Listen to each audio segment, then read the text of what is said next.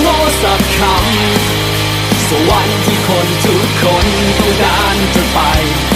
ต้องทำดีให้ตายสักแค่ไหนโลกนี้มันมีเล่ห์กลยั่วยวนใจคนง่ายดายไม่รู้มันพอหรือยังสวรรค์ต้องการกันหรือเปล่าพอไหมมันพอไหมบอกทียินดีต้อนรับหรือเปล่าพอไหมมันพอไหม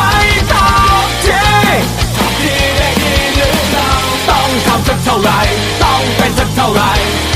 ก็มันยังไม่ค่อยแน่ใจชั่วดีที่กำหนดในใครที่ตั้งกฎสวรรค์จะช่วยตอบแทน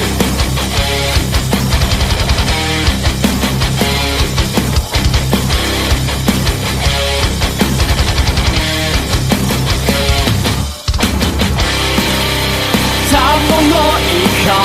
ำนรกที่คนทุกคนไม่คิดจะไปเราจากไป